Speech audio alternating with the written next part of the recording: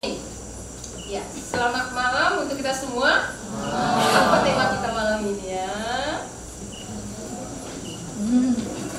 Coba kita lihat. Kalau ini bacanya ini, apa tema kita? Iya, apa tema kita? Wah, ini kok ada single di situ ya? Kok nggak adif, menikah aja temanya? Iya kan? Ya kira-kira ini yang kalau dibilang single ini rasa pikir ngapain?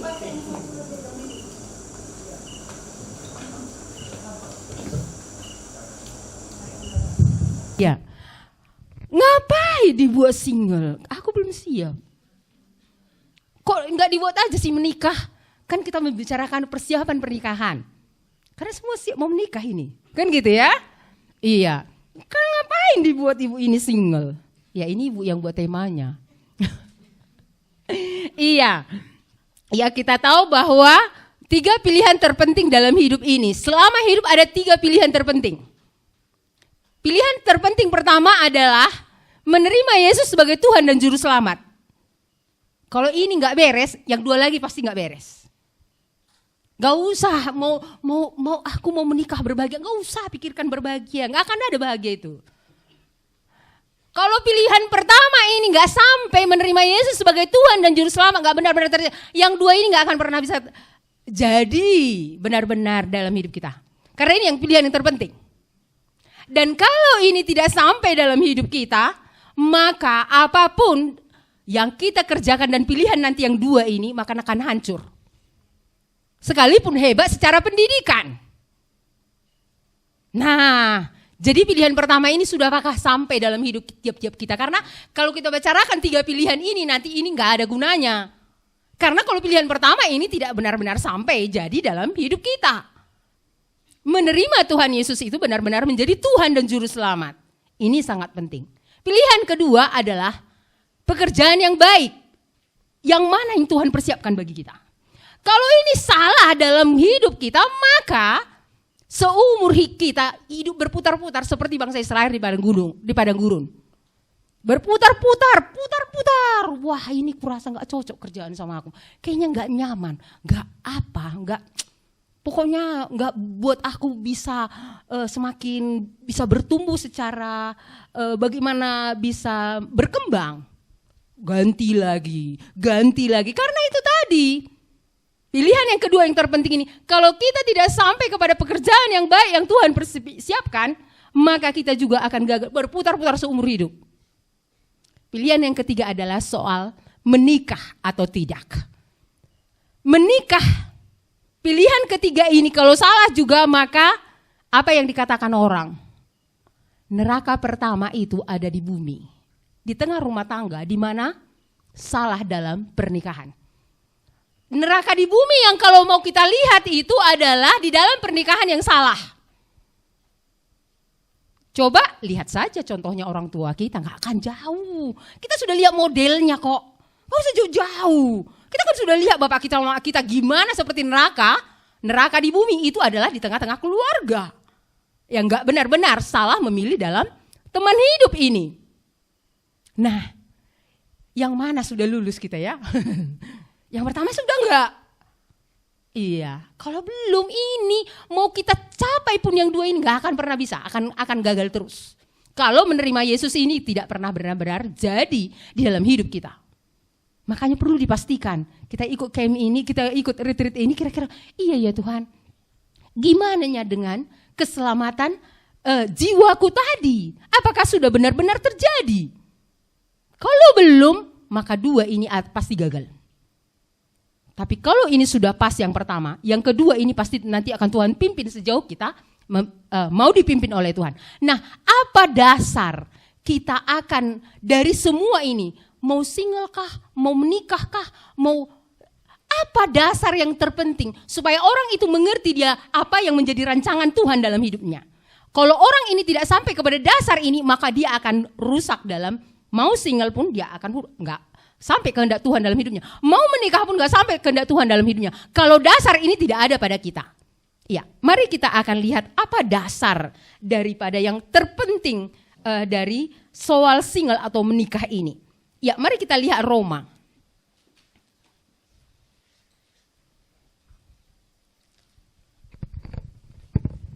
Roma pasal 11.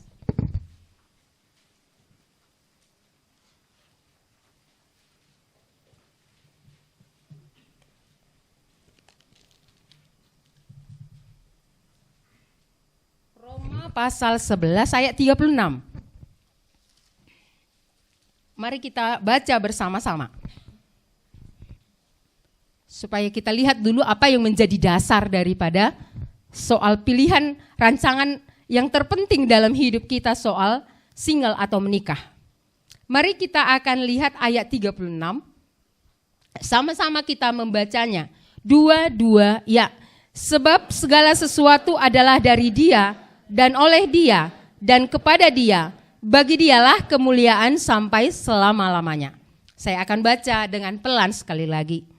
Sebab segala sesuatu adalah dari Dia dan oleh Dia dan kepada Dia. Bagi Dialah kemuliaan sampai selama-lamanya. Mari kita lihat, ada 2 hal yang terpenting di sini. Terpenting pertama adalah segala sesuatu dari Dia. Kalau orang tidak sampai, sekalipun dia sudah bertobat, kalau dia tidak mengerti dalam segala sesuatu dari Dia, maka orang ini tidak akan sampai kepada hidup untuk Dia. Itu kelanjutannya. Segala sesuatu dari Dia. Nah, kalau kita bisa lihat apa itu segala sesuatu dari Dia. Kita tahu bahwa segala sesuatu dari Dia, yang pertama, alasan pertama, karena Dia yang menciptakan segala sesuatu. Jadi sumber, kalau dikatakan segala sesuatu dari Dia, berarti sumber dari segala sesuatu yang ada di alam semesta ini berasal dari Dia. Sumber dari segala sesuatu dari Dia. Kalau orang biarpun sudah bertobat tapi dia tidak dalam mengerti ini, orang itu tidak akan pernah sampai kepada tujuan untuk apa Tuhan menciptakan dia. Untuk apa semua yang ada padanya. Kita tahu bahwa banyak orang akan mengatakan dengan perkataan mulutnya bahwa segala sesuatu dari Tuhan. Tapi coba lihat prakteknya. Apakah sampai dalam diri kita bahwa segala sesuatu dari Dia? Apakah sampai di dalam hidup kita segala sesuatu dari Dia? Saya sangat setiap kali menyanyikan Kau yang layak, Kau yang layak, Kau yang layak Tuhan, menerima kemuliaan, hormat dan pujian. Pencipta yang telah membuat semuanya, semua telah dibuatnya. Pencipta yang telah membuat semua apa? Alam semesta dan yang ada pada kita. Tidak ada sekecil apapun sel di dalam tubuh kita yang tidak dari Dia. Jadi semua ini dari Dia. Artinya apa? Berarti kalau semua dari Dia, berarti kita tidak ada sebenarnya kekuatan di apapun di dalam hidup kita ini kalau tidak bersumber dari Dia. Segala sesuatu dari Dia. Jadi kalau orang mengerti segala sesuatu dari Dia, dia akan mengerti bahwa kalau Tuhan beri berarti aku kembalikan kepada Dia. Itu nanti kelanjutannya. Tapi kalau orang tidak mengerti bahwa segala sesuatu dari Dia, maka kembalikan sama aku terus. Makanya selalu untukku, karena nggak mengerti bahwa segala sesuatu dari Dia. Makanya apa? Cita-cita untukku, uang untukku, keinginan untukku. Karena apa? Nggak dalam mengerti bahwa segala sesuatu yang kita punya sekecil apapun yang Tuhan ciptakan dalam tubuh kita dan apa yang ada pada kita semua dari Dia. Ini menjadi hal yang sangat penting karena segala sesuatu dari Dia. Ini menjadi hal yang sangat penting. Sampaikah kita mengerti ini? Kalau kita tidak dalam sampai mengerti ini, maka nanti kelanjutannya akan itu tadi seperti yang saya katakan. Itu tetap kembali kepada diri kita kembali, kita mau hidup untuk supaya kita yang dibanggakan, supaya kita akan ditinggikan, supaya kita akan nampak Itu yang akan terjadi. Kalau tidak dalam kita mengerti, dalam ya. Orang bisa saja, oh iya segala sesuatu itu mudah mengatakan dari mulut. Tapi ketika kita mengatakan itu lewat tingkah kita, sikap kita tiap-tiap hari menunjukkan bahwa gak dalam kita mengerti. Karena apa? Keinginan untukku, cita-cita untukku, kesenangan untukku, semua yang ada Tuhan beri untukku. Tapi kalau dalam kita mengerti segala sekecil apapun yang ada di dalam tubuh kita ini adalah karena ciptaannya, kita akan mengerti semua untuk Tuhan. Pengalaman ini sebenarnya yang membuat saya semakin dalam mengerti segala sesuatu dari Tuhan adalah ketika saya mulai awal-awal itu, waktu itu adalah ketika sakit. Ketika sakit itu benar-benar Tuhan mengingatkan, sakit itu bukan sakit yang sepele. Sakit itu sebenarnya sangat mengancam menurut saya. Karena Dokter Ranto itu dulu waktu Mama meninggal, Dokter Ranto Bonar Sinaga itu kan saya dulu praktek di tempat prakteknya. Dokter Ranto Bonar bilang gini sama saya, berapa kalian perempuan? Kami 3 dokter. Karena Mama waktu itu sakit kanker rahim, kanker serviks. Jadi waktu itu Dokter Ranto bilang, kalau kalian 3 perempuan ini hati-hati. Karena kalian bisa kena kanker. Jadi waktu itu aku kan masih muda waktu itu, masih umur kalau nggak salah itu 20-an, gitulah 22 gitu. Alah dokter ini muda-muda gini masa kena kanker, lah gitu, masih anggap sepele. Nah tiba waktunya ketika sakit tumor di dalam rahimku itu menunjukkan bisa ke arah kanker. Karena dokter itu bilang, kamu harus periksa karena bisa tumbuh jadi kanker. Kata dokter yang mengoperasiku itu. Waktu itu aku sangat ketakutan. Akhirnya Tuhan ngomong sama saya. Disitulah Tuhan menyadarkan aku pada waktu itu. Tahukah kamu, supaya kamu tahu betapa semua yang ada padamu itu sebenarnya dari aku. Jadi kalau kamu nanti bisa sehat untukku ya. Untukku kata Tuhan. Jangan kamu pikir karena aku yang menjagainya makanya kamu tidak kena. Karena ketemu dengan orang yang kanker waktu itu 3 tahun miom, 3 tahun kemudian kanker. Jadi orang itu pada ketawa waktu itu. Sekarang kamu bisa ketawa kayak aku nanti kamu bakalan kena kanker. Waktu dia bilang gitu, iya karena makku sudah kanker. Aku sudah ada pemicu di dalam dan ada pula miom itu. Lalu waktu itu terjadi, Tuhan cemana ini? Tuhan hanya bilang, supaya kamu mengerti, kalau kamu sehat, itu karena aku, maka sehatmu itu serahkan semua untukku. Jangan pakai sedikit pun untukmu lagi. Ketika aku mengerti kesehatan itu semua dari Tuhan, enggak, ya Tuhan, ya. Aku mau serahkan semua, kalau aku sehat, aku akan terus memberikan semua tenaga, semua apa yang ada padaku untuk Tuhan. Sejak waktu itu, gak mau lagi aku menanggung-nanggung untuk Tuhan. Karena apa? Aku mengerti. Kalau Tuhan izinkan saja kanker itu di dalam, sudahlah, goodbye lah. Artinya apa? Sudahlah.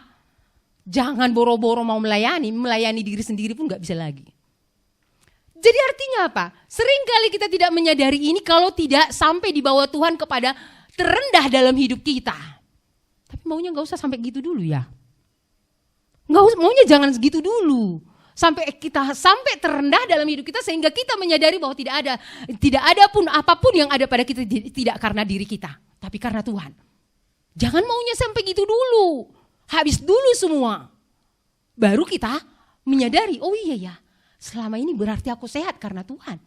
Selama ini aku bisa bergerak karena Tuhan. Selama ini aku bisa makan karena Tuhan. Selama ini aku bisa belajar karena Tuhan. Selama ini aku bisa melangkahkan kakiku karena Tuhan. Jangan dulu sampai gitu dulu. Tapi kadang-kadang ada orang hampir harus sampai gitu dulu baru menyadari bahwa segala sesuatu dari Tuhan. Itu yang pertama. Segala sesuatu dari Tuhan. Ini harus dalam bagi kita. Kalau ini tidak dalam bagi kita, maka nanti kita tidak akan bisa mengembalikannya semuanya kepada Tuhan. Kalau tidak dalam bagi kita tidak akan bisa kembalikan. Karena apa? Kita merasa itu kekuatan kita. Kita merasa bahwa aku bisa dengan diriku. Aku karena belajar maka aku pintar. Aku belajar makanya aku kayak gini. Bukan. Kita tidak menyadari itu dari Tuhan. Ini harus penting. Karena kalau ini nanti tidak dasar, ini tidak dalam, maka mau cari pekerjaan, mau menikah atau tidak. Ini lala menjadi suatu penantian yang tidak ada ujungnya. Ya, ini yang pertama. Yang kedua adalah apa? Mengapa dia yang menciptakan segala sesuatu? Yang kedua apa? Menciptakan segala sesuatu secara rohani dengan menyelamatkan kita sehingga nanti akan ada damai sejahtera, ada pembebasan dari dosa, ada semua secara berkat, secara rohani yang ada kita miliki hari ini itu karena dia. Karena dia yang menciptakannya, karena dia yang mati di kayu salib untuk kita. Karena dia. Kalau tidak, enggak akan ada. Tahukah kita? Ketika di kitab Wahyu, ketika Tuhan ambil damai sejahtera di bumi, orang saling bunuh-bunuhan loh. Tahukah kita kenapa masih kita aman-aman di bumi ini? Ketika masih ada damai sejahtera dari Tuhan. Itu di kitab Wahyu bilang. Kenapa akhirnya terjadi kehancuran di bumi? Ketika Tuhan ambil damai sejahteranya itu aja. Itu masih cuma damai sejahteranya diambil.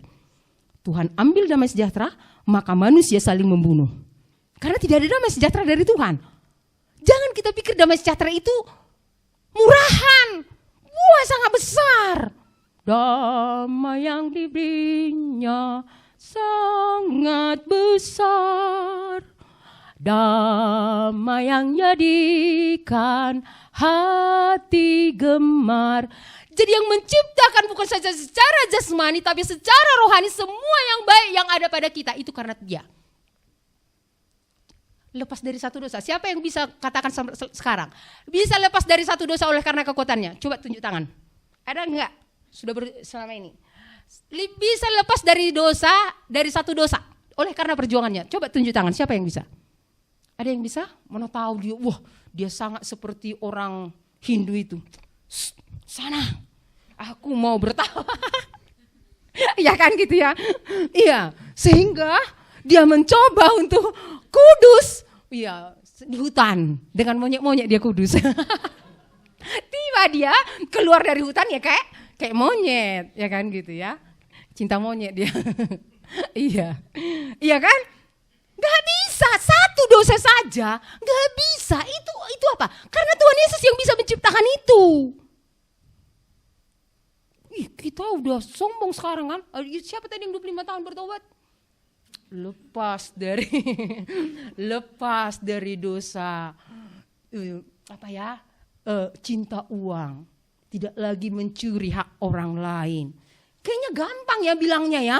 Kayaknya murahan ya, tapi ketika kita mau lepas ada orang yang kleptomania kata orang ini, orang medis, padahal itu adalah dosa, asal lihat di mana, udah hilang nanti di situ kan.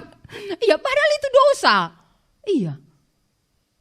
Gak akan mungkin kita bisa lepas. Jadi yang menciptakan segala yang baik, secara rohani, coba hitung segala yang baik. Itu sumbernya dari Kristus. Dia yang menciptakan segala sesuatu. Maka kalau kita mengerti secara jasmani dan secara rohani semua yang dia yang berikan. Makanya kalau belum bertobat ya gak ngerti lah dia itu. Harus bertobat supaya memang benar-benar kalau kau belum benar-benar bertobat kau akan merasakan, kau akan melihat bahwa memang Tuhan yang akan menciptakan segala yang baik dalam hidup kita ini.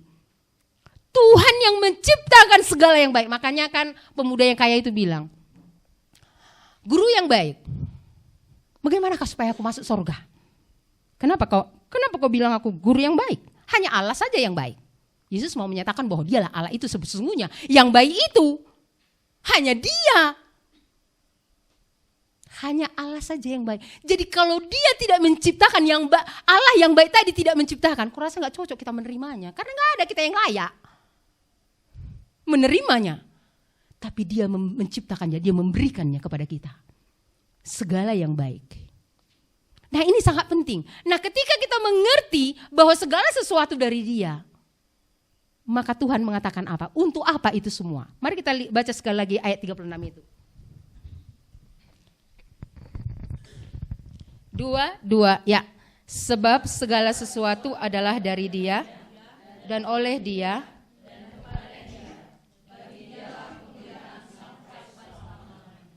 Iya. Yang akhirnya ini gak enak, gak mau ya. Kalau kata bahasa lain, bahasa Karo, ya bahasa Karo bilang apa? Segala sesuatu untuk dia, lebih dalam bahasa Karonya. Guna dia. menciptakan suatu benda, kursi. Lalu ada orang yang sembarangan mau kursi ini sama aku. Ini punya aku. Loh, enggak. Aku yang menciptakan itu. Jadi itu untukku. Layakkah? Iya, dia layak. Karena dia yang menciptakan semua. Kita kan bilang, hati-hati Tuhan ini. Kan kita bilang ya, ini kata orang Karo. Iya, kata orang Batak. Iya, lomo-lomo ni Tuhan udah. Katanya, iya kan gitu ya. Iya, siapa orang Batak sini? Iya. Iya. Jadi Tuhan gak perhati-hati, enggak. Karena dia yang menciptakan semua. Jadi untuk apa? Untuk dia. Maka kalau menikah pun untuk dia, nanti single pun untuk dia. Itu tujuan dasarnya. Itu tujuan dasarnya. Jadi dalamkah kalau bertobat itu tadi, dalamkah kita, makanya di pertobatan awal itu sebenarnya. Dalamkah kita mengerti kalau segala sesuatu dari dia, bahwa semua yang ada padaku untuk dia. Jangan-jangan waktu bertobat itu kita gak sampai di sini. Makanya lalap berputar-putar. Untukku lalap. Untukku, maka berputar-putar. Berputar-putar, ikuti pun nanti camp pemuritan lagi. Gitu lagi. Udah berapa tahun bertobat? Katanya kan.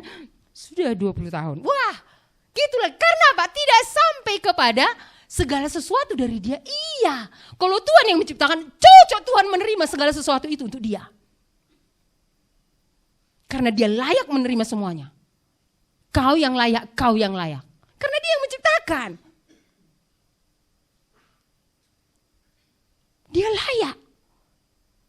Jadi waktu kita bertobat kemarin itu kira-kira sampai kak dalam kita. Iya ya, aku mau hidup untukmu, semua yang ada padaku, yang engkau berikan, aku mau hidup bagimu Tuhan. Dalamkah itu? Guna untuk Tuhan. Mau bekerja pun aku di pekerjaan itu semua untuk Tuhan. Mau waktuku, mau apapun yang kumiliki untuk Tuhan. Ini baru pertobatan yang sejati. Kalau kita hanya hidup untuk diri sendiri, itu bukan pertobatan yang sejati. Jadi kenapa sebenarnya Zakheus yang dibilang ibu tadi, pertobatannya sangat radikal. Karena dia tahu bahwa yang terpenting itu Yesus. Maka uang tidak menjadi terpenting. Beda ya. Fokus orang kalau pertobatan yang dalam itu, fokusku bukan lagi dunia ini, tapi fokusku untuk dia. Sehingga uang tidak terlalu mahal lagi untuk diserahkan kepada orang miskin. Sekalipun 50%.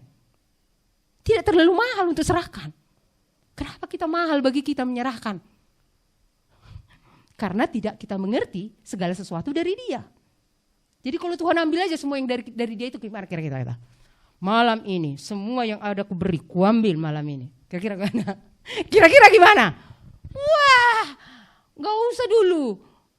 Diambil nafas ya. Kalau nafas habis lah yang semua. Malam ini. Diambil aja dari kita. Saya dulu yang paling besar dari saya itu gak tenang hidup. Diambil aja gak tenang hidup. Saya rasa lebih baik mati. Gak ada damai sejahtera. Lebih baik mati, iya. Makanya ada lagu anak-anak dulu ku ganti tuh. Apalagi yang kurang, jika kau sudah punya Tuhan Yesus, apalagi yang kurang.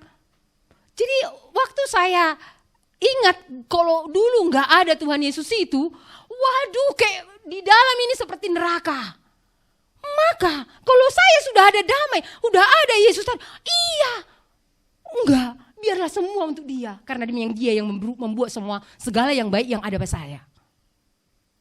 Ini dasar yang paling penting. Kalau ini tidak sampai, boro-boro mau mengetahui kehendak Tuhan soal single atau menikah, gak usah. Gak usah. Karena kalau ini tidak sampai. Karena kita mau menikah nanti menikah untuk kita. Karena kita mau single, ya sudah supaya kita nyaman saja. Ya untuk kita. Makanya apa? Ya single pun nanti gak lakukan apa-apa. Ya asal aman uangku, asal aman diriku, ya sudah cukup lah. Seperti itu. Nah ini yang sangat penting dasarnya ya. Supaya nanti sampai kita akhirnya bagaimana mengerti kehendak Tuhan soal menikah atau single ini. Iya, bagaimana mengerti kehendak Tuhan soal menikah. Nah yang akan kita bicarakan yang pertama adalah soal menikah dulu. Gak usah single ini dulu ya, iya kan? Iya kan? Gak usah dulu bicarakan soal single ini. Sangat yang mau apa ini masih memikirkan soal menikah ini kan. Coba kulihat wajahnya ya. Iya, jangan dulu dibicarakan. Itu nggak usah terlalu banyak gitu ya. Menikah dulu, oke. Iya, mari kita mengerti soal menikah ini dulu. Ini karena ada setengah kita anak remaja. Mari kita coba melihat kalau itu tadi sudah menjadi dasar. Yang pertama, mari kita akan lihat soal menikah. Mari kita lihat 1 Korintus.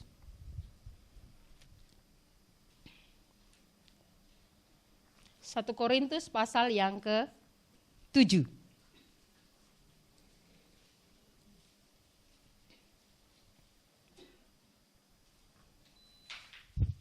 1 Korintus pasal 7.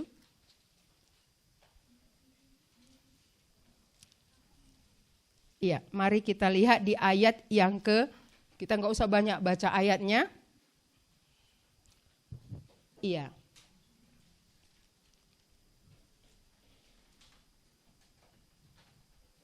Mari kita lihat di dalam ayatnya yang ke-32 langsung. Ya, yang ke-32 aja dulu.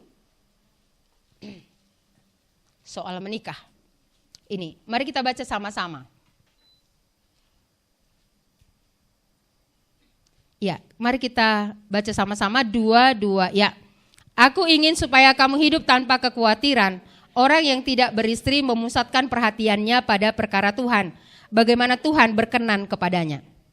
Kita mau ambil kata memusatkan hatinya kepada perkara Tuhan. Nah, mau menikah atau single, ini tujuan yang penting pertama. Soal menikah ini bagaimana supaya untuk Tuhan tadi memusatkan diri kepada perkara Tuhan. Ini sangat sulit kalau menikah. Lebih mudah tidak menikah. Nanti kita akan bahas soal tidak menikahnya nanti. Tidak menikahnya itu bagaimana? Di menikahnya itu bagaimana?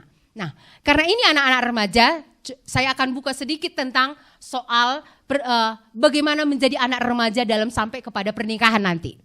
Sedikit saja. Iya. Ketika saya muda, ini menjadi kesalahan bagi saya.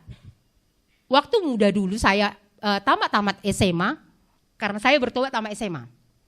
Jadi tamat SMA itu saya sudah tahu waktu itu firman Tuhan. Jangan menjadi pasangan yang tidak seimbang. Itu sangat jelas. Jadi waktu itu kan bisanya dia bertobat nanti lewat saya akan membawa dia dengar firman Tuhan. Jadi waktu itu saya akhirnya pacaran dengan orang yang tidak bertobat. Saya pacaran. Jadi waktu itu ketika saya pacaran, saya waktu itu belum tahu bahwa ini tidak berkenan karena laki-laki itu, nah ini dia ya, tahu kita rahasianya. Orang yang inginkan kita supaya kita dapat, dia akan mau apa saja akan dilakukannya. Makanya tidak murni orangnya. Kalau nanti kita tidak lihat, kalau kita lihat nanti dia, lebih baik dia pergi sendiri atau kemana dia mencari Tuhan, lalu apa, bagaimana dia sampai bertobat kita lihat. Jadi jangan mau pacaran sebelum dia bertobat. Jadi waktu itu apa yang terjadi? Waktu itu akhirnya kami pacaran dan saya tetap berdoa, Tuhan tolonglah, aku ingin supaya tepat di hadapan Tuhan. Nah, apa yang membuat saya sadar bahwa ini bukan kehendak Tuhan? Waktu itu bahwa dia menginginkan seks, aku menginginkan kekudusan. Ini perbedaannya nanti. Di mana nanti itu satu menginginkan, karena memang kalau orang gak bertobat, satu akan menginginkan seks dan yang satu akan menginginkan kekudusan. Itu tidak akan bisa ketemu. Jadi waktu itu ketika saya pacaran, saya diundang masuk ke kamarnya, saya waktu itu memang agak lumayan polos tak berotak kan gitu ya. Wah, masuk ke sarang harimau, kunci pintu, awal-awalnya main gitarnya, ya kan gitu ya, main gitarnya lagu dunia lah memang, iya kan, main gitar. Setelah itu apa yang terjadi? Mulai merayap tangan, loh ini kok udah bahaya ini. Terakhir itulah yang membuat saya sadar, saya mau disetubuhinya. Tapi masih mau buka baju ya. Mau buka baju inilah saya sadar, ini dosa. Saya langsung pergi keluar dari kamar itu dan saya berdoa sama Tuhan. Tuhan, ini salah yang saya jalani. Tuhan tolonglah supaya saya pisah dari dia karena saya sangat cinta. Dan mulai hari ini aku tidak akan mau bertemu dengan dia lagi. Waktu itu saya membuat ketetapan. Dan apa yang terjadi Tuhan membuatnya. Selama 6 bulan kami sama-sama di Medan, dia gak pernah datang sekalipun melihat saya. Dan waktu itulah 6 bulan itu, rasa suka yang palsu itu hilang. Pelajaran itulah membuat saya tidak berhati-hati dalam berdoa untuk teman hidup. Berhati-hati sampai usia pada waktu itu, sampai usia saya 24 waktu itu. 24 waktu itu. Akhirnya kembali kepada orang yang bertobat akhirnya. Nah ini dia. Jadi artinya apa? Ada doa, sering orang berdoa gini. Tuhan, nah ini dia ya, doa yang salah. Tuhan, kalau itu, udah suka duluan ini.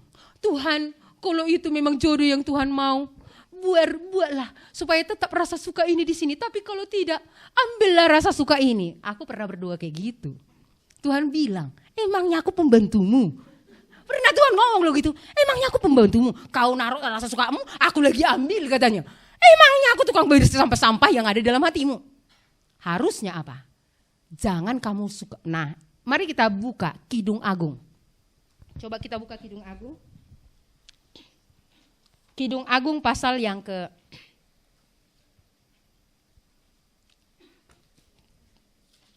Kidung Agung pasal yang ketiga.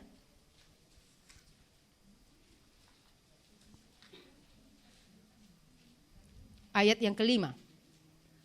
Dapatnya? Gak pernah kita buka ya? Iya. Kidung Agung pasal yang ketiga ayat kelima. Mari kita baca sama-sama. Ya, 2, ya. Kusumpahi kamu putri-putri Yerusalem demi kijang-kijang atau demi rusa-rusa betina di padang, jangan kamu membangkitkan dan menggerakkan cinta sebelum diingininya. Tahukah kita terjemahan daripada bahasa lainnya? Nats ini dibilang gini, bahwa jangan mengganggu cinta, karena cinta itu akan ingin sampai dipuaskan. Jangan mulai dulu.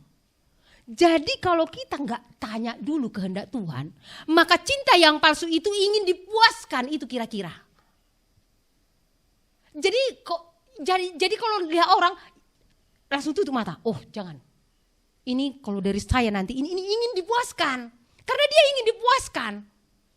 Kalau cinta yang palsu ingin dipuaskan ya sudahlah.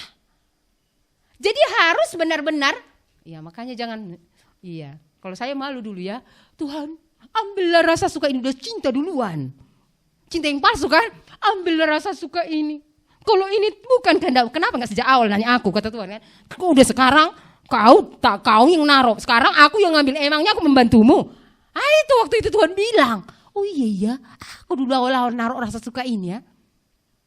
Jadi jangan bangkitkan, jangan. Lebih baik berdoa dulu, Tuhan enggak keluar dari dalam hatiku, jangan.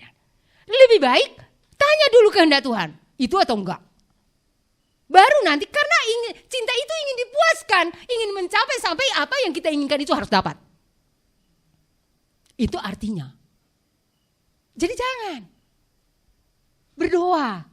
Ya, jadi kalau anak remaja kita masih, iya, karena kan pernikahan itu kan, pacaran itu kan persiapan pernikahan. Iya, kira-kira mau persiapan pernikahan 10 tahun? Mau berapa tahun kita persiapan pernikahannya?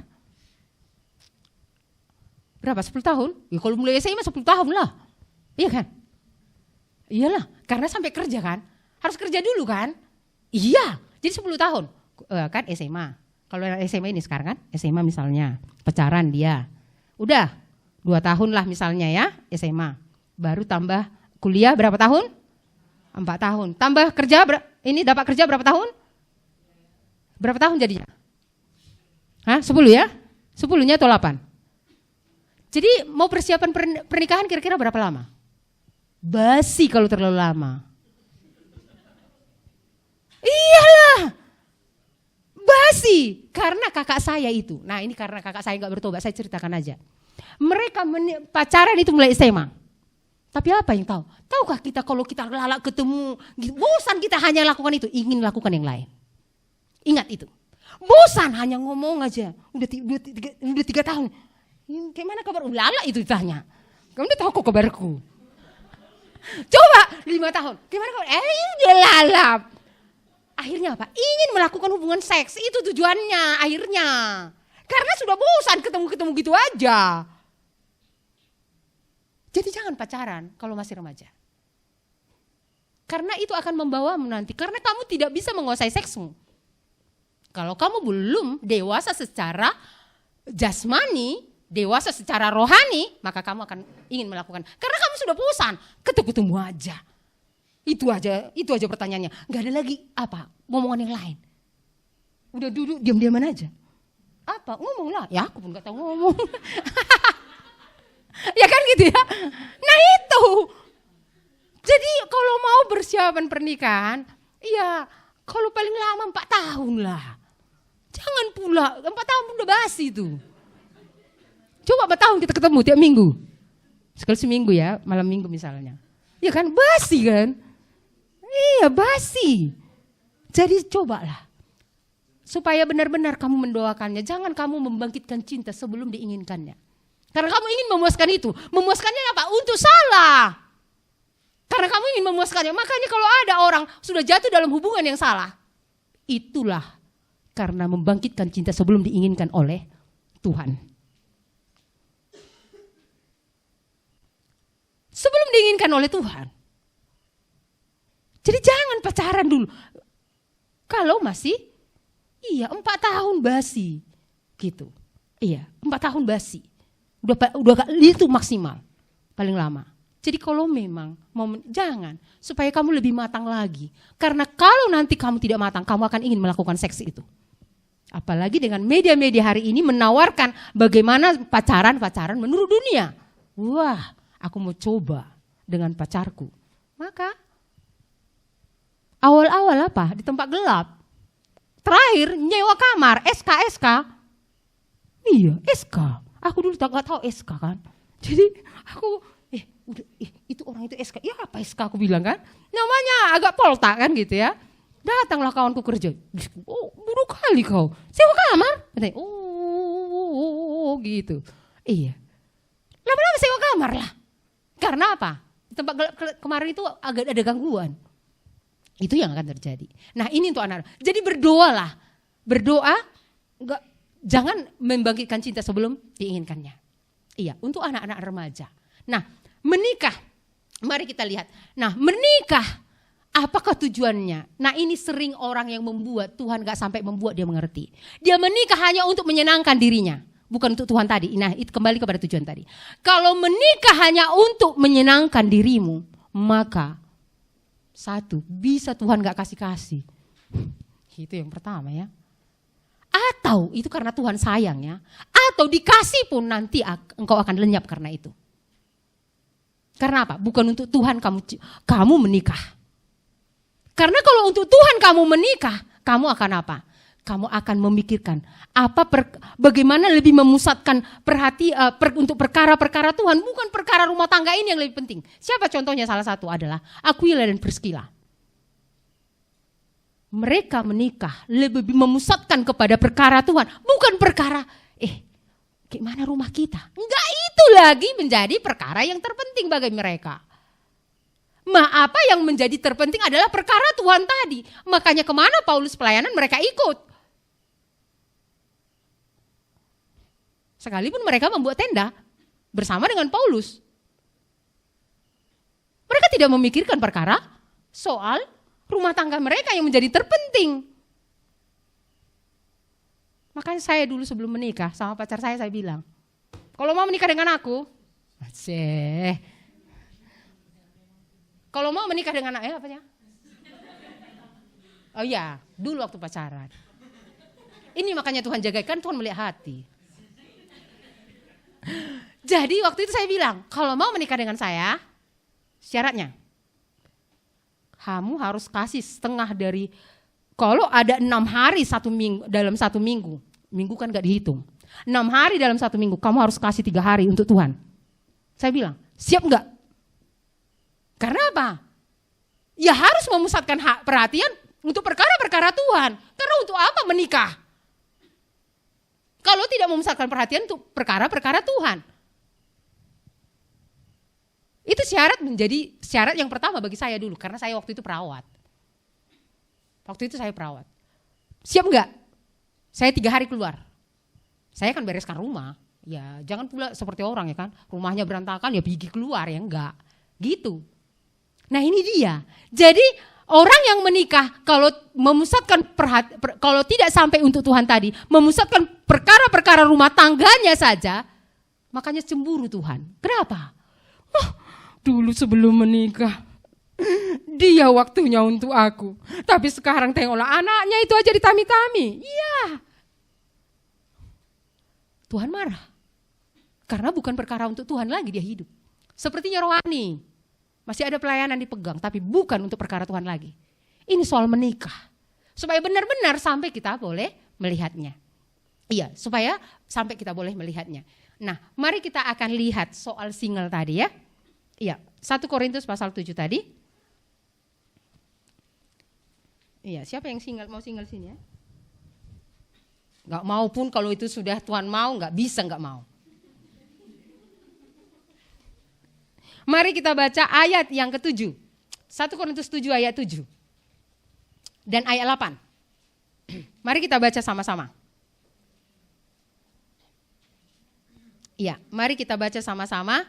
2 ya. Namun demikian alangkah baiknya kalau semua orang seperti aku.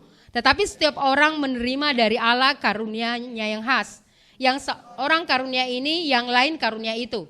Tetapi kepada orang-orang yang tidak kawin dan kepada janda-janda, aku anjurkan supaya baiklah mereka tinggal dalam keadaan seperti aku. Ya. Kita lihat di sini ada dikatakan karunia khas. Jadi mau menikah itu karunia, mau tidak menikah itu karunia. Jadi jangan ada orang merasa kalau nanti single dia pada akhirnya memang Tuhan mau, jangan bilang kamu orang malang, enggak, itu karunia. Karena apa? Dengan kamu sendiri ada tujuan Tuhan yang mau supaya kamu fokus kepada perkara-perkara Tuhan tadi. Supaya kamu bisa fokus. Karena mungkin dengan kamu berdua, mungkin kamu agak lambat kan? Jadi gimana nanti kalau berdua, dengan sendiri aja kau lambat, apalagi dengan berdua. Tunggu ya Pak, katanya, iyalah Mak, masak nasi lambat kali. Jadi kalau ada yang mau diurus satu lagi, Tuhan sudah lihat, iya ngurus dirinya pun masih lambat dia, kayak mana lagi lah nanti untukku. Maka apa? Itu karunia, Tuhan paling tahu. Karunia apa yang tepat untuk kita, apakah kita selibat, itu namanya single, apakah kita menikah. Karena itu karunia, itu pemberian. Jadi kalau ada nanti kita single itu anugerah. Sama seperti kita diberikan karunia untuk melayani, karunia untuk boleh yang lain. Itu sama. Pemberian masing-masing. Tapi tidak semua orang bisa mengerti ini, iya. Jadi itu karunia. Kalau ada kita single nanti sampai pada akhirnya. Itu karunia. Jadi bukan hanya menikah aja karunia, pemberian Allah. Tapi tidak menikah juga itu karunia. Nah, mengapa dikatakan Paulus lebih baik seperti aku? Supaya kita melihatnya ya. Mengapa dikatakan, diperingatkan ini ya, para gadis-gadis, ayat 8. Tetapi kepada orang yang tidak kawin atau kepada janda-janda aku anjurkan, supaya baiklah mereka tinggal dalam keadaannya seperti aku. Ada amin saudara?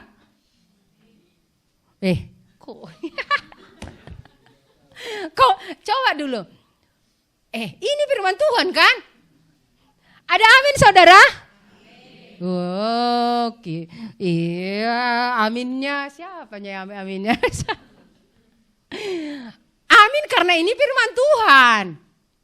Tapi kenapa rupanya pada waktu itu? Ini kita latar belakang nats ini kenapa rupanya? Karena pada waktu itu terjadi penganiayaan kepada orang-orang Kristen. Dan pada waktu itu terjadi kelaparan selama 3 periode. Nah kalau orang menikah pada zaman ini, apa yang akan terjadi? Menderita istrinya, menderita suami istri. Karena penganiayaan, mana ada urusan-urusan lagi urusan. Tunggu ya Ma, aku pulang ke rumah. Mana ada, karena apa penganiayaan terjadi? Gak ada. Maka Paulus bilang apa? Kau usah menikah.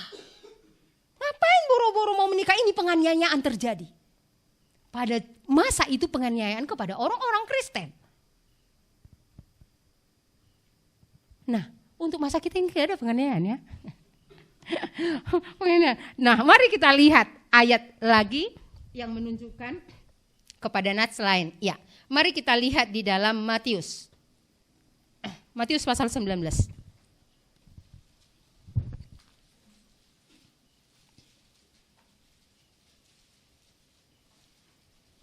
Ya, Matius pasal 19.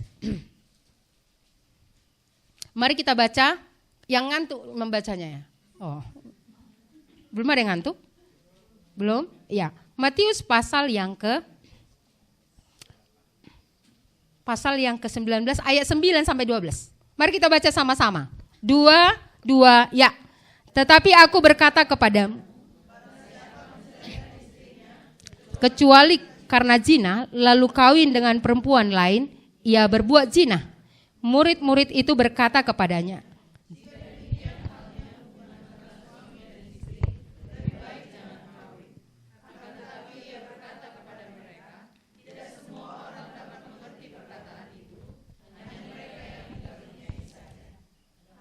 ada orang yang tidak dapat kawin karena ia memang lahir demikian dari rahim ibunya.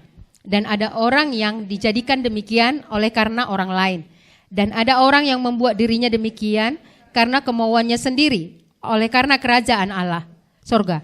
Siapa yang dapat mengerti, hendaklah ia mengerti. Ya, mari kita lihat tadi alasan mengapa dikatakan di sana sampai ada orang berkata, kalau kayak gitu gak usah menikah. Karena pada waktu itu betapa mengerikannya soal perzinahan.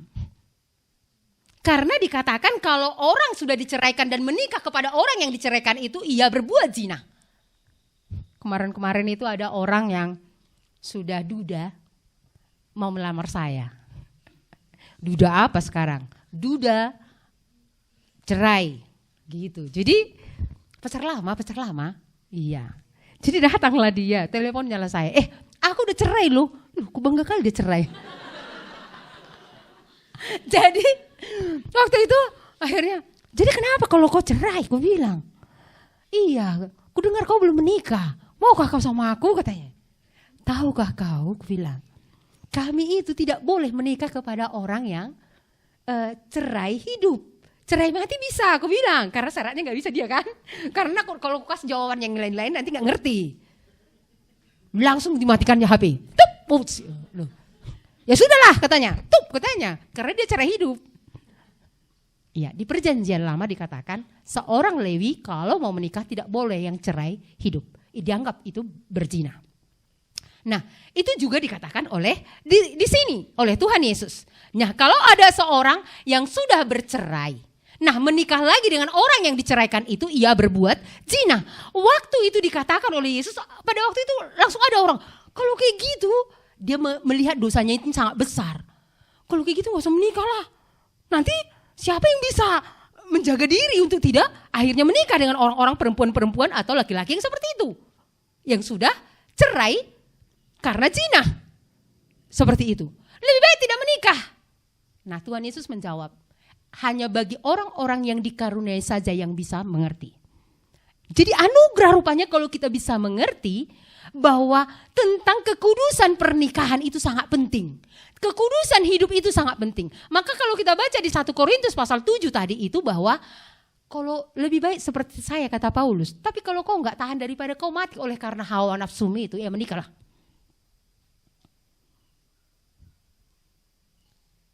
Karena apa? Daripada mati oleh karena hawa nafsu. Tapi kalau motivasi pernikahanmu hanya karena nafsu, maka itulah motivasi pernikahan terburuk. Gak ada lagi di bawahnya itu. Gak ada lagi di bawahnya itu. Gak ada lagi di bawahnya. Itulah yang terburuk. Jadi Tuhan Yesus mau menyatakan apa? Bahwa yang dikaruniai saja.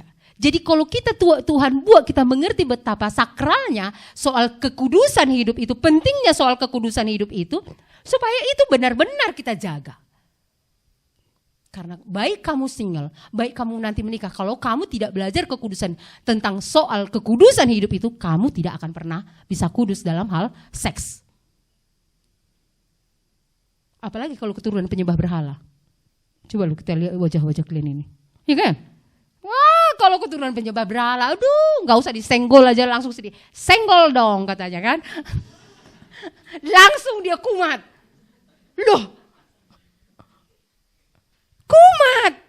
Makanya kekudusan tentang hal seks itu sangat penting, baik sebelum menikah atau single, baik nanti menikah. Karena itu. Nah, bagaimana? Kenapa orang tidak menikah? Nah, ini alasan ada 3 dikatakan Tuhan Yesus di sini. Mari kita lihat di dalam ayat yang ke-12 tadi. Ada orang yang tidak dapat kawin karena ia memang lahir demikian dari rahim ibunya. Dan ada orang yang dijadikan demikian karena orang lain. Nah, mari kita lihat karena lahir dari rahim ibunya. Rupanya ada orang lahir karena cacat. Sejak lahirnya dia sudah cacat.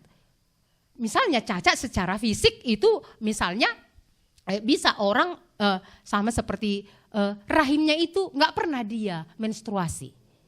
Itu sebenarnya kalau sudah seperti itu nggak mungkin dia, karena tujuan pernikahan salah satu adalah bagaimana supaya lewat pernikahan itu ada anak, di mana kita akan boleh mendidik anak di dalam rumah tangga salah satunya. Karena itu yang di kejadian pasal yang pertama. Jadi kalau kita bisa melihat ini, kalau ada orang seperti itu nggak usah cari-cari lagi mau menikah. Nggak usah cari-cari lagi. Karena apa? Menderita nanti orang pasanganmu. Atau diperiksa oleh dokter, sperma tidak ada. Nggak usah. Karena apa? Untuk apa kamu menikah? Karena itu akan membuat nanti istrimu akan, apalagi kalau istrimu itu anak satu-satunya. Tidak ada yang lain. Pasti keluarganya menginginkan anak. Jadi itu maksudnya. Jadi lebih bagus tidak iya. Jadi kalau ada kita sudah sejak lahir sedemikian punya cacat, gak usah. Itu Tuhan bilang. Jadi ada di tengah-tengah kita kayak gini, gak usah cari lagi. Gak usah berdoa lagi, Tuhan yang mana jodoh. Gak usah. Iya. Atau karena orang lain. Nah, karena orang lain ini sebenarnya aku tidak terlalu ini. Karena orang lain ini aku lebih kepada karena situasi-situasi. Misalnya, kalau ada orang dia sudah misalnya udah menderita penyakit yang parah. Dia sebenarnya tidak perlu lagi. Karena mengurus dirinya pun dia tidak bisa lagi. Apalagi nanti mengurus suaminya. Jadi kalau orang yang sudah penyakit parah, nggak bisa ngurus dirinya pun dia sudah susah, nggak usah menikah lagi. Itu udah single itu. Lain hal. Lewat kita memang, nah ini perbedaannya, ada satu hal. Johnny Erickson Tada itu, kenapa dia harus menikah? Karena memang kalau tidak ada suaminya itu yang akan menolong dia untuk membuat supaya persiapan bagaimana supaya dia melayani, nggak akan bisa. Karena orang lain tidak bisa melakukan semua hal yang sensitif bagi dia. Karena lumpuh dari leher ini ke bawah. Harus ada suaminya, itu punya kasus yang berbeda. Jadi memang dia perlu menikah, iya. Dia perlu menikah karena dia dengan keadaannya itu supaya dia bisa lebih bebas memberitakan Injil, dia harus menikah. Jadi kalau ada di tengah-tengah kita udah hanya mengurus diri kita pun nggak sanggup lagi kita, itu udah singlenya itu. Iya. Yang ketiga satu lagi dikatakan ada orang memang benar-benar dikatakan di sana karena kemauannya sendiri karena kerajaan sorga. Iya. Iya. Siapakah itu? Paulus. Iya. Paulus benar-benar memikirkan supaya dia lebih fokus, itu di pasal 7 1 Korintus tadi ya. Dia ingin supaya fokus kepada perkara-perkara Tuhan, maka dia memilih untuk tidak menikah. Apakah itu baik? Itu sangat baik. Iya, udah pernah dibilang ibu ya, Pak John Stott. Itu lebih memilih. Karena dia katakan, kalau aku menikah menderita kali istriku karena aku lebih banyak waktuku untuk semua pelayanan, untuk semua pekerjaan Tuhan ini. Kasihan dong istrinya ditinggal terus. Kasihan dong istrinya gak diperhatikan. Itu dia bilang, aku memilih untuk tidak menikah. Iya. Nah, satu lagi. Mari kita akan lihat, sebelum kita tutup ya. Sudah mau habis waktu kita. 1 Korintus pasal 7 tadi. Ini sih yang mau saya bahas satu lagi nih. Mari kita baca.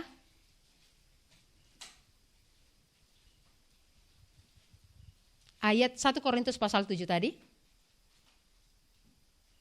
Ayat 30 dan 31. Ini yang menjadi saya soroti yang terakhir. 1 Korintus pasal 7 ayat 30 dan ayat 31. Dua. Udah dapat? 1 Korintus pasal 7 ayat 30 dan 31. Dua ya. Dan orang-orang yang menangis seolah-olah tidak menangis. Dan orang-orang yang bergembira seolah-olah tidak bergembira. Dan orang-orang yang telah membeli seolah-olah tidak memiliki apa yang mereka beli. Pendeknya, orang-orang yang mempergunakan barang-barang dunia ini seolah-olah sama sekali tidak mempergunakannya. Sebab dunia seperti yang kita kenal sekarang akan berlalu. Artinya apa? Tujuan sampai soal single atau menikah ini adalah apa?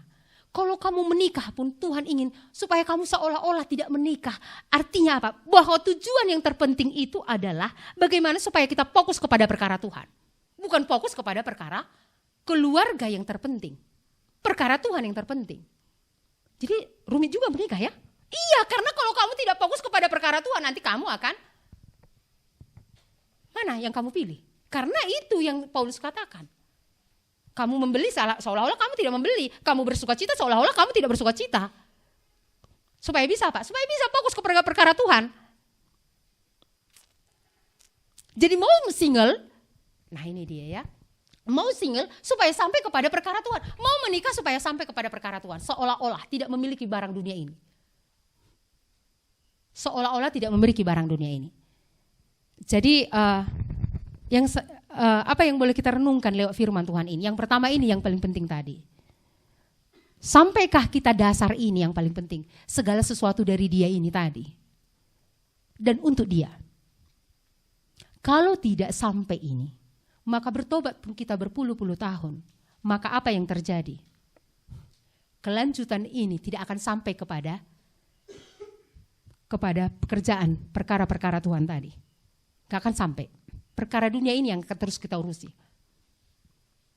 Padahal tuh Paulus sudah bilang, seolah-olah kamu tidak memakai itu, barang-barang itu, seolah-olah uang itu kamu tidak memegangnya itu, seolah-olah kamu tidak memiliki itu.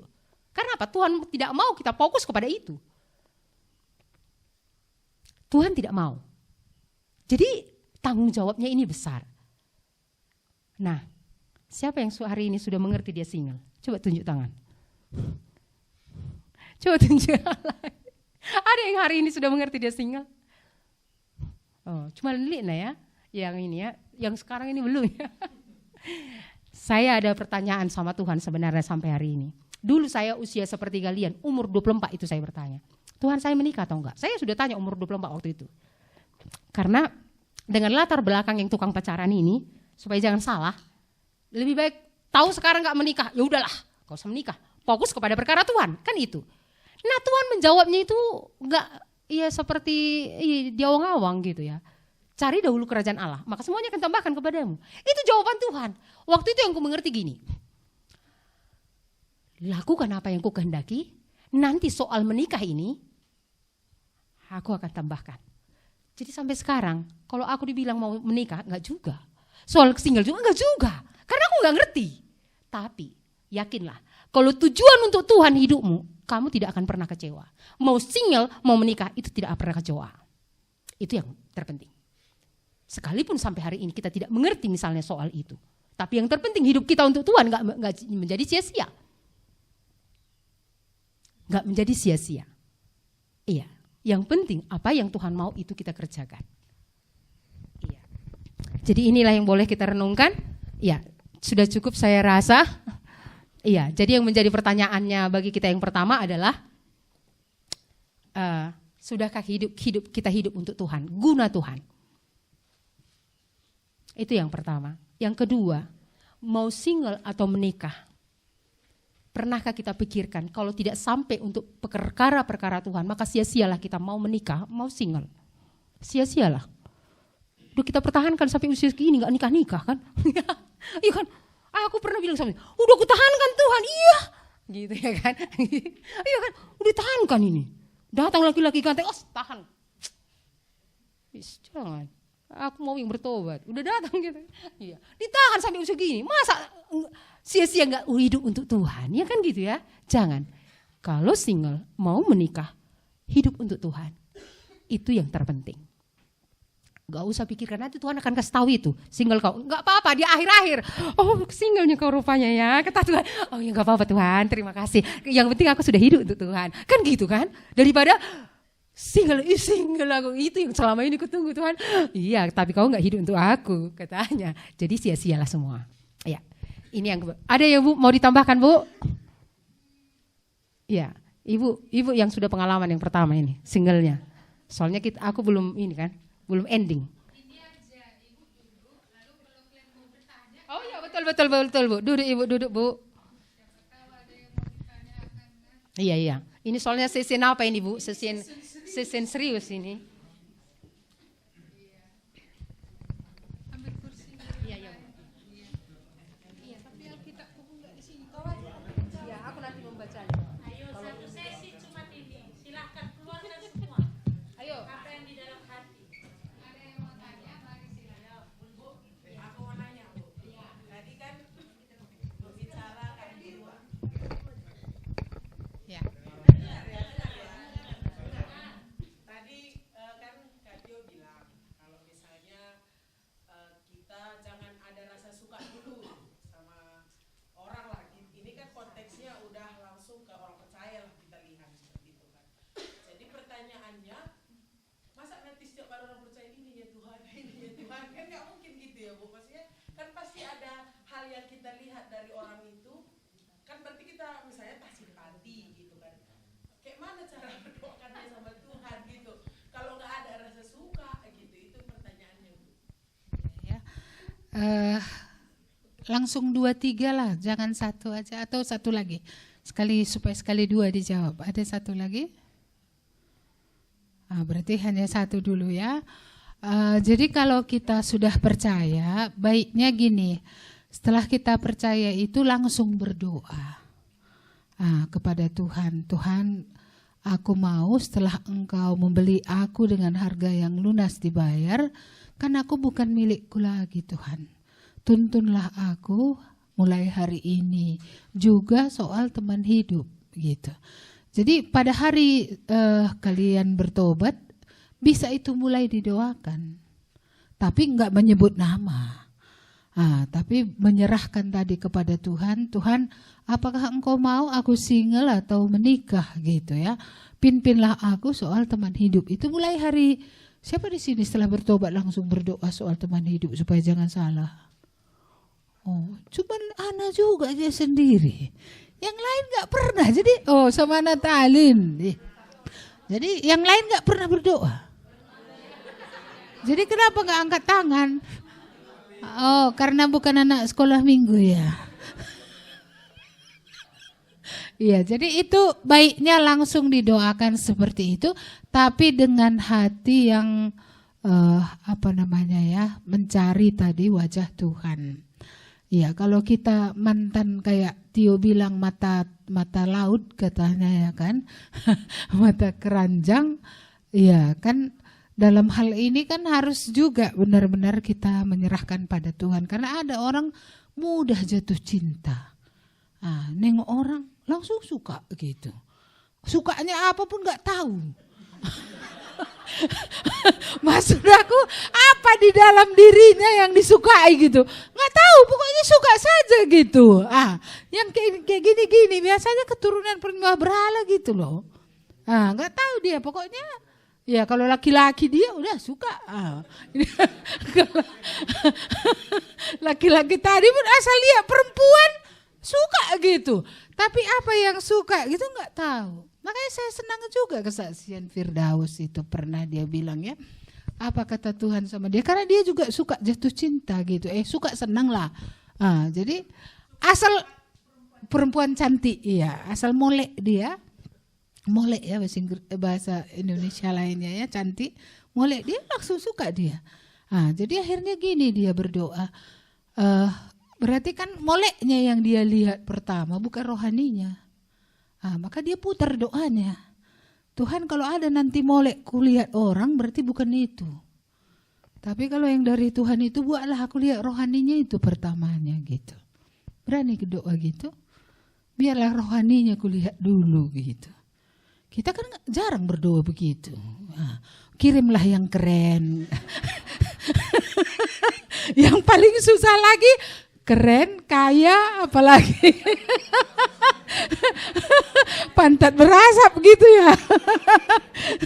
Keren, kaya, kalau bisa berjabatan kan gitu ya. Iya. Tapi kalau dia datang misalnya kan, dia kerjanya satpam gitu kan.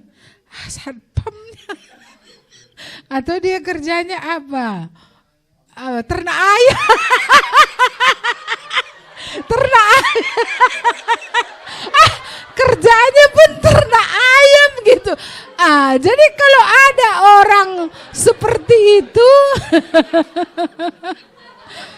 itu berarti kan yang dia lihat pertama adalah lahiriahnya. Iya itu duluan. Luarnya tadi juga ya kan. Iya lihat, oh ternak ayam, ternak bebek gitu kan. Oh dia narik beca, oh jualan di pajak gitu kan. Kan banyak orang langsung memponis gitu kan. Ini bukan calon yang cocok. Padahal belum tentu rohaninya seperti apa gitu. Jadi inilah saya rasa yang perlu didoakan supaya mata keranjang ini tadi, mata yang mudah kali melihat lahiriah ini Tuhan kuduskan. Supaya kalau kita melihat orang, lihat rohaninya lah. Walaupun memang kalau saya rasa nggak mungkin juga nanti nggak ada ketertarikan secara lahiriah. Tapi ya enggaklah pula karena kaya atau karena tadi berjabatan atau karena bapaknya menteri gitu. Iya, karena ada saya melayani beberapa bulan lalu satu orang ibu dia menikah itu karena bapak suaminya itu tenar. Jadi bapaknya nyetenar, suaminya enggak nyetenar. Tapi dia merasa oh bapaknya terkenal nanti aku akan dibawa kepada artinya ikut dompleng lah gitu. Seperti itu. Tapi akhirnya mereka bercerai itu ujungnya. Dan dia akhirnya nangis-nangis datang gitu. Ngomong sama ibu gitu kan. Jadi kupikir ini sebenarnya kau dulu menikah sama dia lihat apa? Rupanya suaminya itu narkoba, dia tidak tahu. Mantan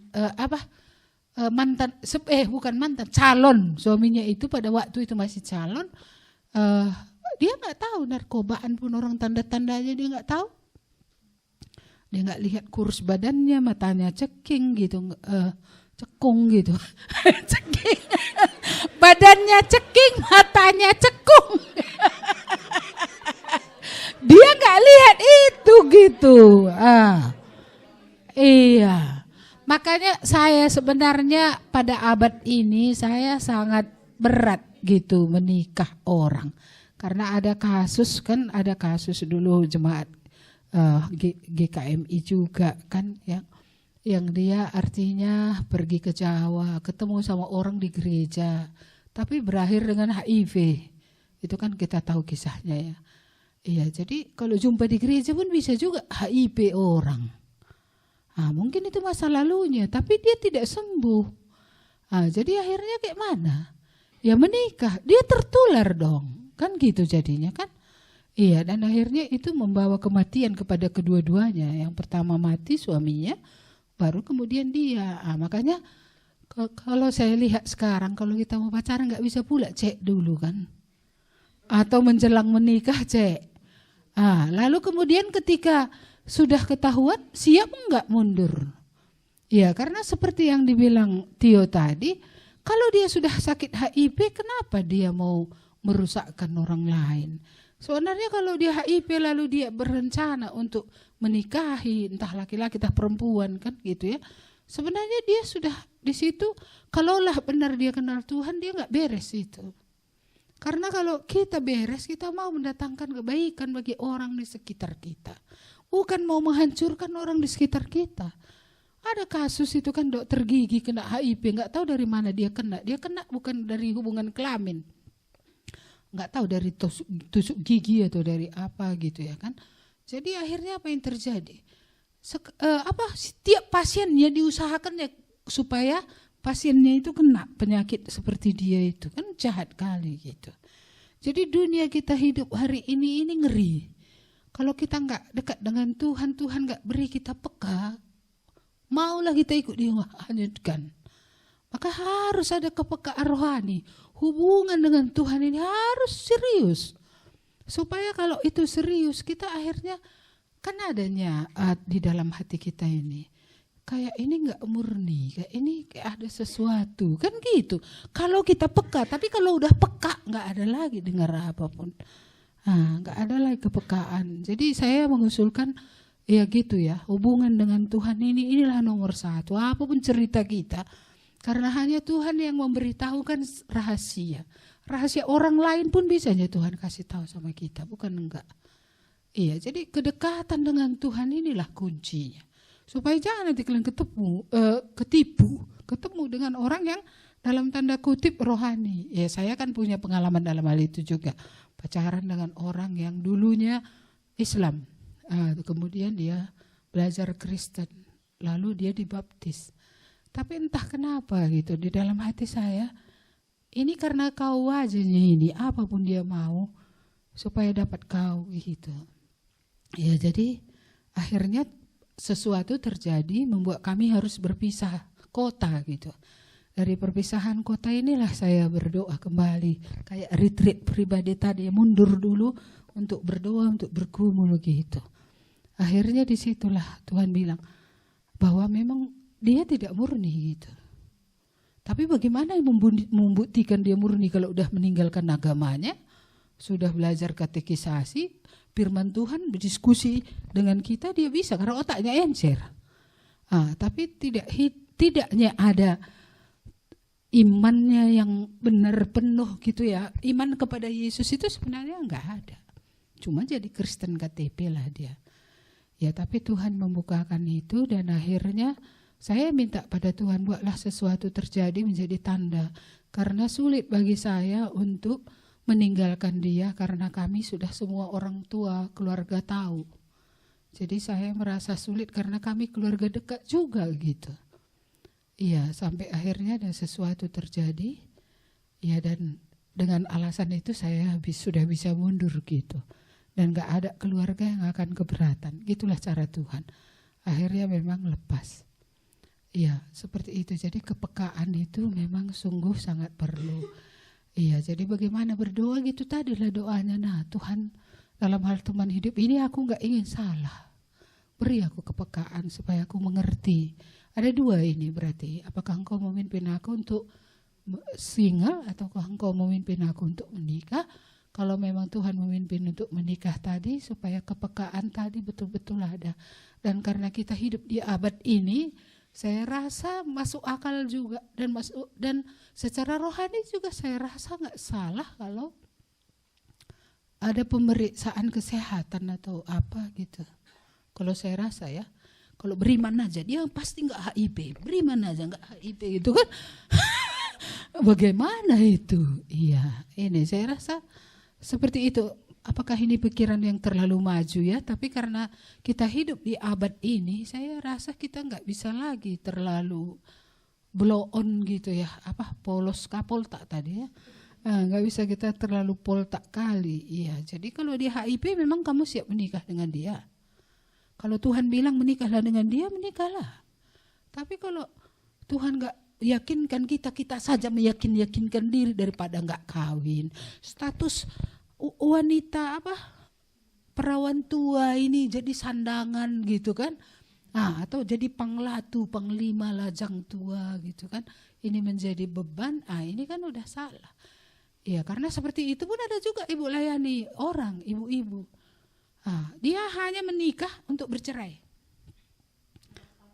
ya dapat status saja, tapi dia nggak pikirkan status menjadi janda itu adalah lebih berat lagi karena kalau janda dia kata orang lah gampang kali orang untuk ini gitu ya, nggak melihat itu sebagai sebuah ancaman ya, apalagi janda cerai.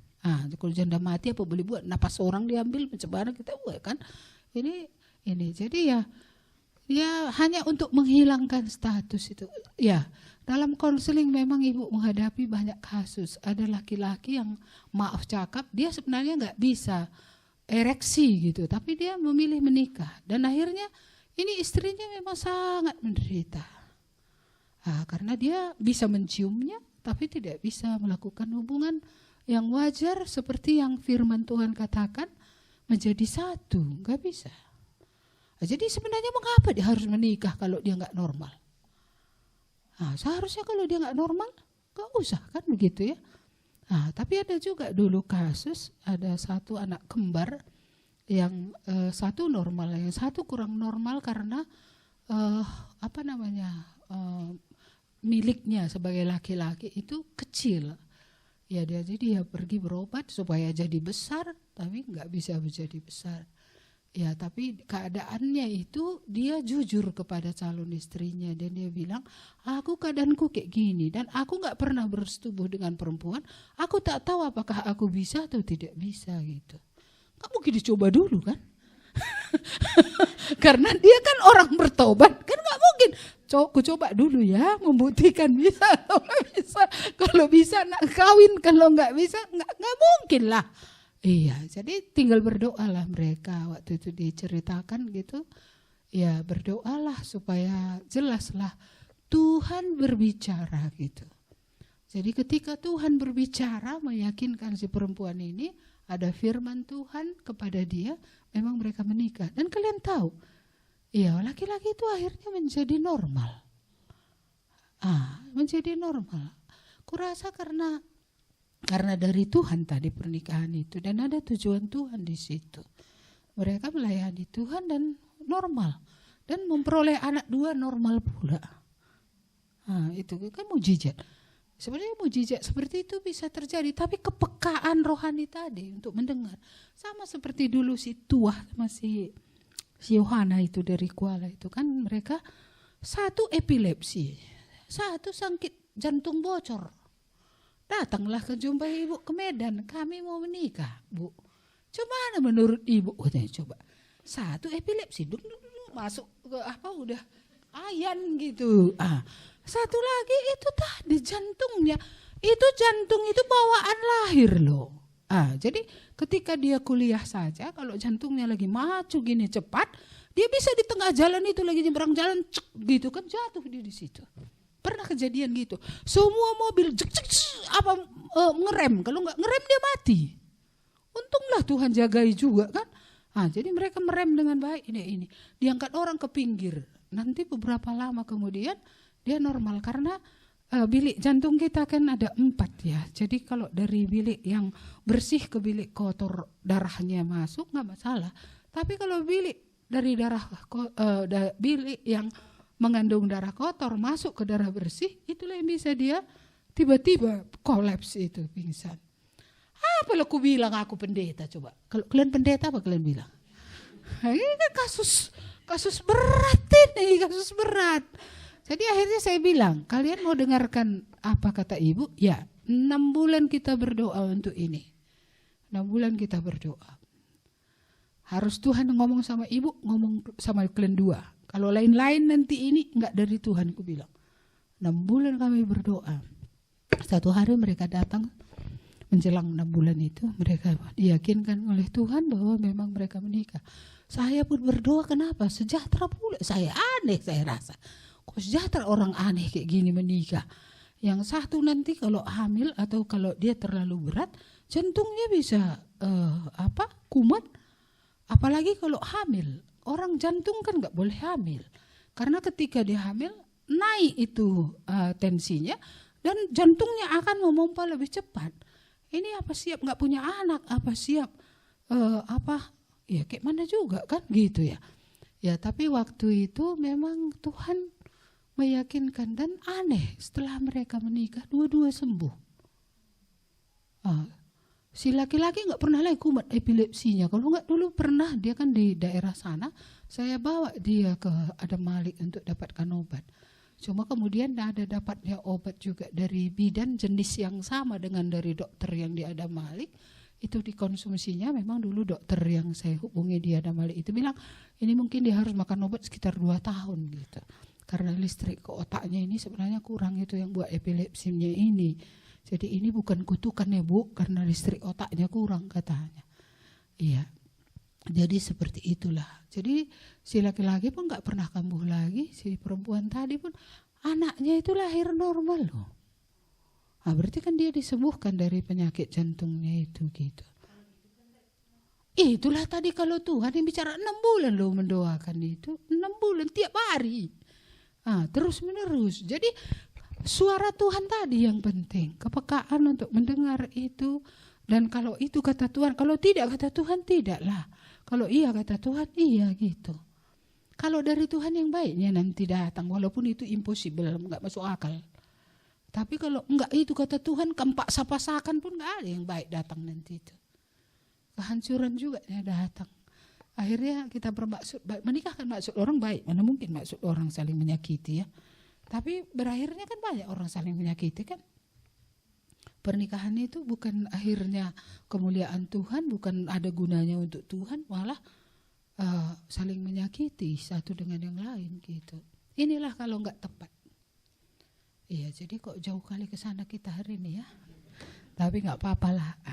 Udah terjawab. Nah, iya masih ada kah? Ya silakan. Kayaknya Eci mau ngomong tadi. Atau Deswita mau nanya? Enggak. Ya siapa yang mau nanya? Laki-laki pun boleh. Siapa yang mau nanya? Mari.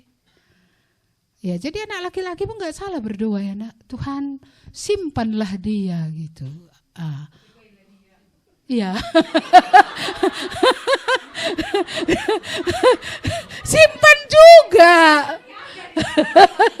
Jagai maksudnya supaya jangan nanti, kan ada juga tadi tidak menikah karena orang lain. Sebenarnya ini pasangannya, tapi dia tidak setia. Jadi akhirnya dia jadi nggak menikah karena dia menikah dengan orang lain. Itu ada kasus kayak gitu di Batam ya. Akhirnya setelah menikah tahu dia bukan itu. Lalu macam mana? Dia bilang, Bu, ini bukan itu pasangan saya. Jadi yang mana pasanganmu? Yang sana.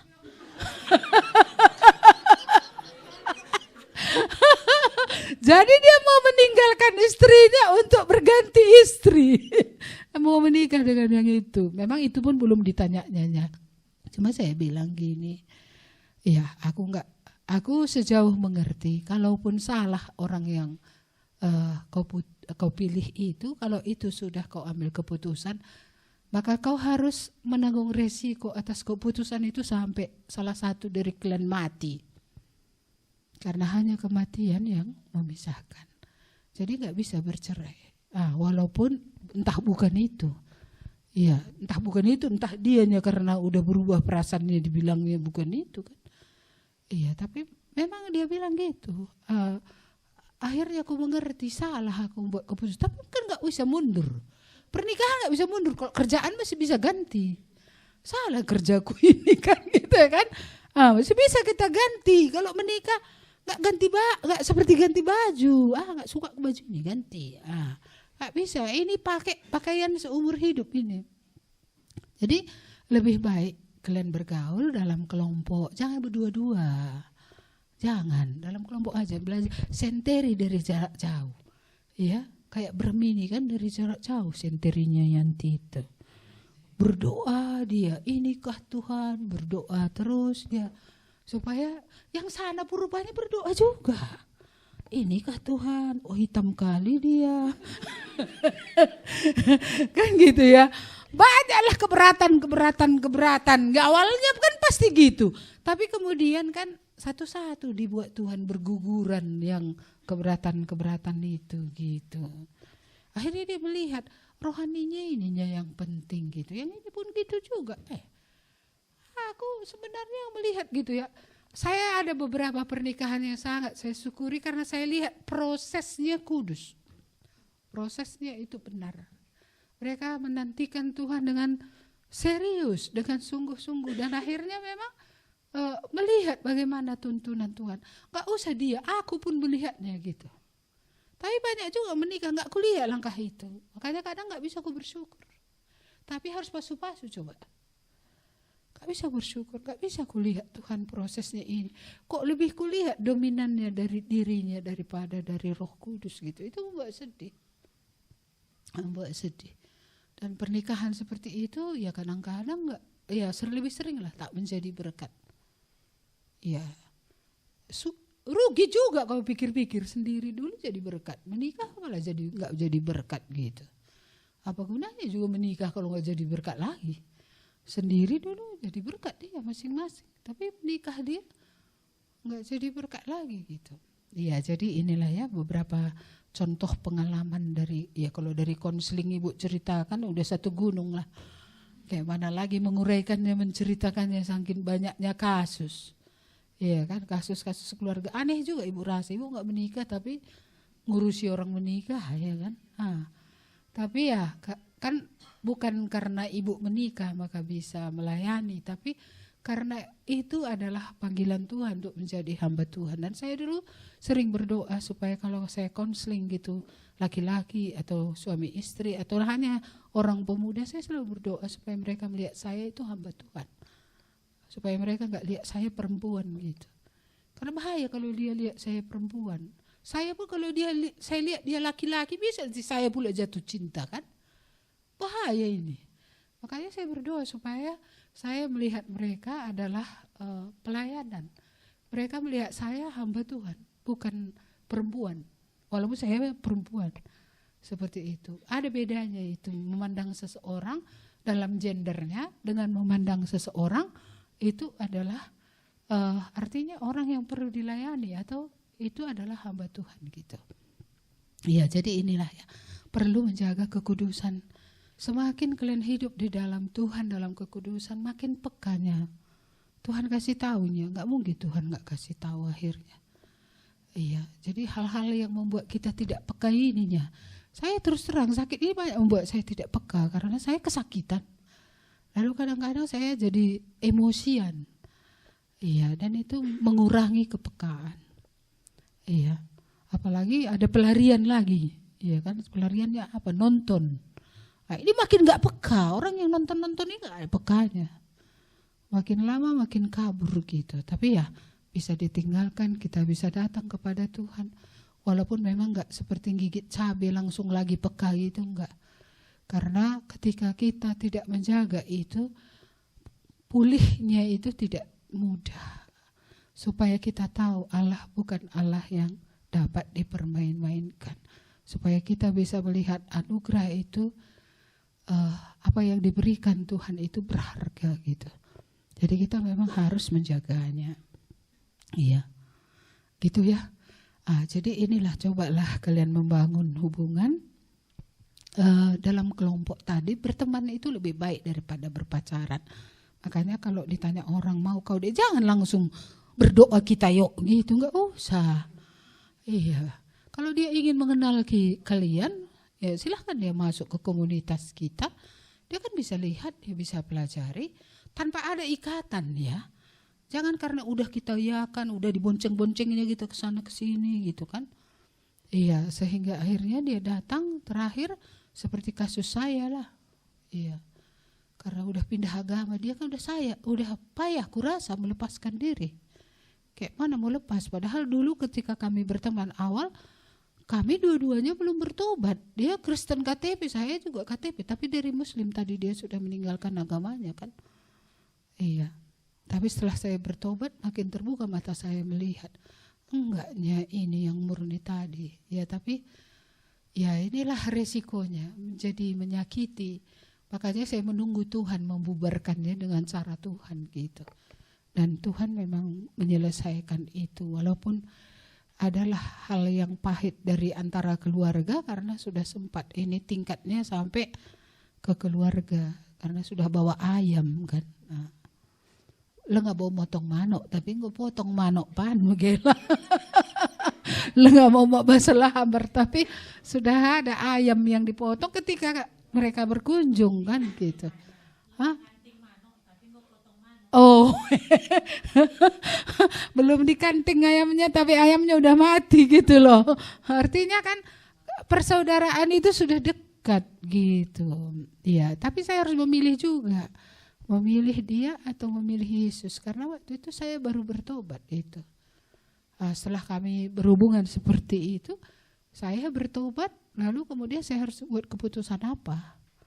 Ya, seperti saya bilang tadi, kalau mereka menerima saya, Tuhan menolak saya, ataukah saya, ya mereka tolak, tapi Tuhan menerima saya. Bagi saya sampai hari ini tuh selalu menjadi pilihan. Orang banyak atau Tuhan, orang banyak atau Tuhan. Ya, itu terus seperti itu. Harus diperhadapkan ya terus di situ, lalu mau pilih di mana. Kadang-kadang memang kesepiannya menjadi orang yang terus pilih Tuhan. Tapi kan enggak sepi juga karena ada Tuhan yang menyertai, ada Tuhan yang menguatkan, ada Tuhan yang menolong. Ya, kayaknya memang benarlah lagu itu, segalanya. Dialah segalanya gitu. Sudah seperti itulah. Karena memang ketika saya sakit pun misalnya kalau bukan Tuhan kayak mana saya tertolong. Waktu saya lumpuh dulu, ya seperti kata Tio tadi ya, kalau berjalan, berjalanlah untuk Tuhan gitu. Karena bangun pagi-pagi, saya lumpuh setengah. Gak ada penyebabnya, periksa ke ahli darah gak ada, periksa penyakit dalam gak ada, periksa saraf, segala periksa, habis uangku meriksa itu. Dulu adanya kartu pegawai negeriku, tapi gak aku pakai itu, pakai uang pribadi semua. Kaya pula aku waktu itu kan. Iya, artinya gajiku besar. Tahun 80-an udah jutaan uang ibu. Itu kan udah nilai uang hari ini berapa itu. Ya kan?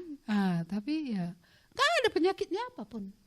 Semua dokter bilang, para ahli bilang tidak ada penyakit. Lalu kenapa sebelah gak bisa berfungsi? Iya, jadi itulah Tuhan ngomong. Aku mau kau berjalan, kalau kau berjalan lakukan apa yang aku mau. Saya tanda tangani surat pengunduran diri saya jadi pegawai negeri, bergerak kaki saya. Makanya soal panggilan memang besok kita bahas soal itu. Panggilan ini ya terserah kepada Tuhan ya. Iya, kita harus mau masuk ke dalam apa yang Tuhan mau. Saya ingat perkataan Tuhan, kalau engkau mempersatukan diri dengan orang yang berdosa, maksudnya ya perjinahan, entah itu rohani, entah itu jasmani, itu akan mempengaruhimu gitu. Tapi kamu sudah ditebus dan kamu menjadi milik Tuhan dan kamu menjadi satu dengan Tuhan. Iya. Kalau kita menjadi satu dengan Tuhan kan nggak ada yang bisa memisahkan kita. Ya, jadi inilah sedikit tambahan. Cukupkah? Cukup ya, karena udah ngantuk ya. Udah ngantuk kah? Iya. Ayo Tio ditutup dengan doa.